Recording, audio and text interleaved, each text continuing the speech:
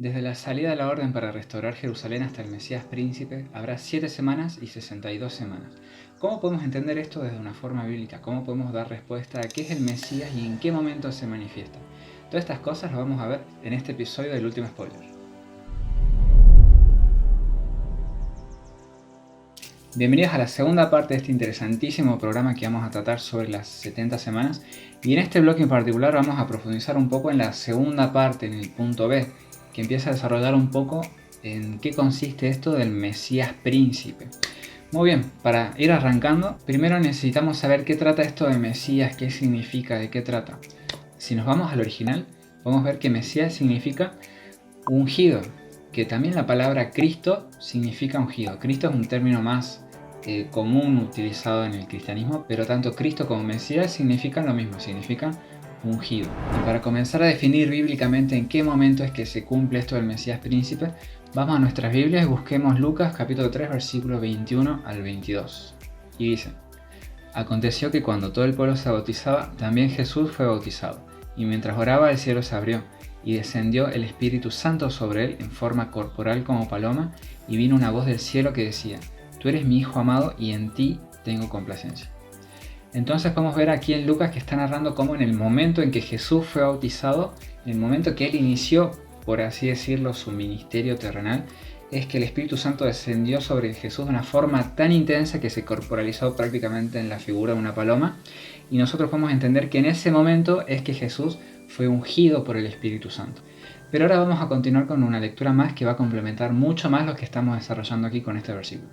Vamos a ir ahora a Lucas capítulo 4, desde el versículo 16 al 21, que dice lo siguiente: Vino a Nazaret, donde se había criado, y el sábado entró en la sinagoga conforme a su costumbre, y se levantó a leer. Se le dio el libro del profeta Isaías, y habiendo abierto el libro, halló el lugar donde está escrito: El Espíritu del Señor está sobre mí, por cuanto me ha ungido para dar buenas nuevas a los pobres. Me ha enviado a sanar a los quebrantados de corazón, a pregonar libertad a los cautivos y vista a los ciegos, a poner en libertad a los oprimidos y a predicar el año agradable del Señor. Enrollando el libro, lo dio al ministro y se sentó. Los ojos de todos en la sinagoga estaban fijos en él. Entonces empezó a decirles: Hoy se ha cumplido esta escritura delante de vosotros. Esto que acabamos de leer es realmente tremendo, como que te parte la cabeza. ¿Por qué? Porque nosotros vemos primeramente en el bautismo de Jesús es que desciende intensamente el Espíritu Santo sobre él. Después él pasa al desierto, es probado en esos 40 días, y cuando llega va a la sinagoga y confirma lo que acaba de pasar. Abre el libro de Isaías y comienza a leer una cita súper mesiánica. Vemos que Jesús justamente agarra el libro de Isaías y abre y lee la cita donde dice: El Espíritu Santo está sobre mí por cuanto me ha ungido. O sea, le está diciendo al pueblo de Israel ahí en medio de la sinagoga, a todos esos judíos que estaban ahí con él: ¿Quién es tu Mesías? A ver, ustedes díganme, ¿quién es tu Mesías, Israel?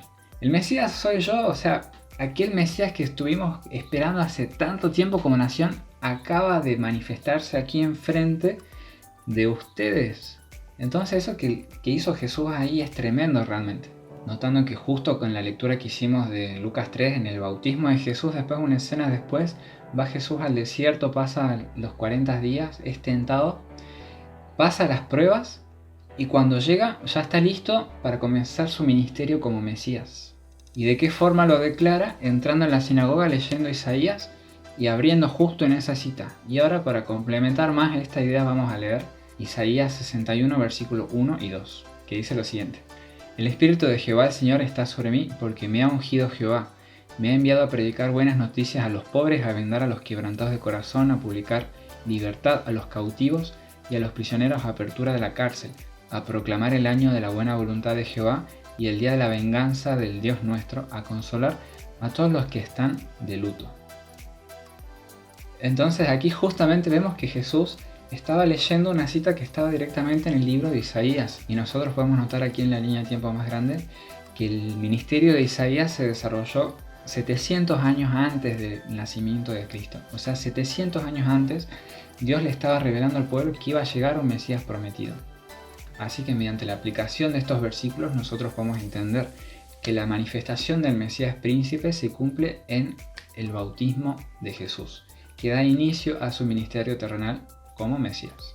Y ahora vamos a continuar analizando los versículos que empiezan a hablar de esta última semana en particular. Vamos a profundizar un poco más porque ya vimos que empezamos a hablar conceptos generales, pero ahora la profecía misma nos empieza a dar detalles más específicos. Hola a todos, entonces vamos a comenzar un poquito analizando los versículos 26 y 27 del capítulo 9 de Daniel, ¿sí? Que bueno, estos dos versículos tienen una estructura más o menos parecida, ya que los dos comienzan hablando sobre el Mesías y las cosas que él vino a realizar, y también en la parte final de estos versículos habla sobre la destrucción del santuario y la ciudad de Jerusalén, ¿sí? Así que comencemos leyendo el primer versículo, Daniel 9:26, dice: Después de las 62 semanas se quitará la vida al Mesías y nada ya le quedará. El pueblo de un príncipe que ha de venir destruirá la ciudad y el santuario. Su final llegará como una inundación y hasta el fin de la guerra durarán las devastaciones. Así que en esta última semana el Mesías tan esperado muere. Después vemos en la segunda parte que habla sobre la conquista de la tierra, ¿no? De la ciudad y del templo. Esto está representado históricamente ubicado en el año 70 después de Cristo, cuando Tito, que es un príncipe romano, conquista la ciudad y bueno, suceden hechos realmente durísimos. Esto está más detallado claramente en el libro El conflicto de los siglos de Elena de White. Muy bien, entonces yendo al segundo versículo, que es el 27 del capítulo 9, nos habla un poquito más sobre lo que va a ser el Mesías, ¿sí? En esta última semana, que dice: por otra semana más confirmará el pacto con muchos, a la mitad de la semana hará cesar el sacrificio y la ofrenda. Muy bien, acá necesito hacer un pequeño paréntesis. Entendemos que el versículo habla de la última semana. ¿Por qué? Porque después del segundo grupo de 62 semanas, solo resta una última semana para completar las 70. No hay más semanas para describir. Y vamos a ver de qué se trata esto de por otra semana más confirmará el pacto con muchos. Para eso necesitamos leer dos versículos. Uno que está en Mateo 26:28 y otro que está en Isaías 53:11. Vamos por el primero. Mateo dice 26:28, dice: porque esto es mi sangre del nuevo pacto que por muchos es derramada para perdón de los pecados. Muy bien, y acá, como estamos notando, es Jesús el que habla, ¿no? Y Jesús dice que por medio de su sacrificio confirmará el pacto con muchos. Ahora leamos Isaías 53:11, que dice: verá el fruto de la aflicción de su alma y quedará satisfecho. Por su conocimiento justificará a mi siervo justo a muchos, y llevará sobre sí las iniquidades de ellos. Bueno, en este versículo que acabamos de leer vemos que hace referencia claramente al sacrificio que realiza este Mesías, ¿no? Y ya que está, también podemos leer el versículo 7 que habla sobre esto. Angustiado él y afligido, no abrió su boca, como un cordero fue llevado al matadero, como una oveja delante de sus trasquiladores, enmudeció y no abrió su boca. Entonces acá también podemos notar que Dios ya le estaba revelando a Isaías 700 años antes del nacimiento de Jesús cómo es que iba a terminar el ministerio de este Mesías, ¿no? De Jesucristo. Entonces, veamos de qué trata la segunda parte, ¿sí? De qué trata cuando dice que en la mitad de la semana hará cesar el sacrificio y la ofrenda. Muy bien, leamos Mateo 27, el versículo 50 y el 51, que dicen: pero Jesús, habiendo otra vez clamado a gran voz, entregó el Espíritu. Entonces el velo del templo se rasgó en dos, de arriba a abajo. La tierra tembló, las rocas se partieron. Muy bien, entonces podemos ahí ver claramente que con la muerte de Jesús, todo ese servicio ritual, ¿no? Que existía en el santuario queda completamente, por así decirlo, obsoleto, ¿no? Al ver que el velo es rasgado de arriba hacia abajo, más no por manos humanas, ¿no? No es que fue un tipo y rompió el velo, sino que se rompió divinamente. Muy bien, en la segunda parte de este versículo vemos cómo continúa hablando sobre la destrucción de la ciudad y del templo. En el versículo 25, si se acuerdan que vimos con Gaby, bueno, habla sobre que Dios hizo una promesa que iba a reconstruir Jerusalén, que iba a reconstruir el templo. Pero un versículo después, que es el 26 y luego también el 27, se ve como la profecía nos dice que la ciudad iba a ser destruida, ¿no? Y también el templo, y que el Mesías tan esperado iba a ser muerto. Entonces ahí es cuando más notamos todavía que Dios sabía, ¿no? Cómo era la condición de su pueblo, cómo era la condición espiritual de su pueblo, a pesar de todas las obras de bien que Él les tenía preparadas. Muy bien, entonces para dar un cierre a esta segunda parte vamos a analizar este último gráfico donde está bien descrito lo que pasó en esta última semana. Y acá nosotros podemos ver en el año 27 después de Cristo, que es aquel momento en el cual se manifiesta este Mesías príncipe, aquel momento en el que Cristo es bautizado, es ungido por el Espíritu Santo y que da inicio a su ministerio terrenal. Y vemos nosotros en el año 31 después de Cristo, que es aquel momento, 3 años y medio después, donde Cristo muere en la cruz, donde aquel cordero hace cesar el sacrificio y la ofrenda y donde Cristo confirma el pacto con muchos.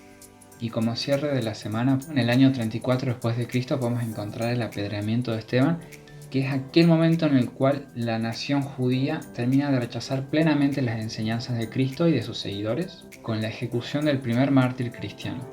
Y vemos cómo en esta última semana pasan eventos importantísimos, podríamos decirlo, a nivel universal prácticamente. Un detalle bien interesante que podemos notar aquí en este punto es este que está aquí, donde muestra el ministerio terrenal de Jesús, que podemos ver que fueron 3 años y medio. Pero si los ves desde más lejos, por ejemplo en la línea de tiempo acá más grande, en estos 2000 años que pasaron desde el nacimiento de Jesús y los otros 4000 años que estaban antes, vemos que 3 años y medio en lo que es la historia de la humanidad es prácticamente nada, es un pequeño granito de arena, es un pequeño píxel ahí en tu pantalla. Y al ver esto desde esta perspectiva realmente es asombroso ver que Cristo necesitó tan solo 3 años y medio para cambiar la historia de la humanidad. Y más adelante en los próximos episodios, cuando profundicemos más, el ministerio de Jesús, que ahora lo estamos viendo como muy por arriba, realmente va a agarrar un valor incalculable. Así que bueno, con esto concluimos esta segunda parte de las profecías de las 70 semanas. Y si hay algo que realmente nos gustaría que te quede en la mente, si alguien más adelante te pregunta de qué trata esto de la profecía de las 70 semanas, que tu respuesta sea Cristo.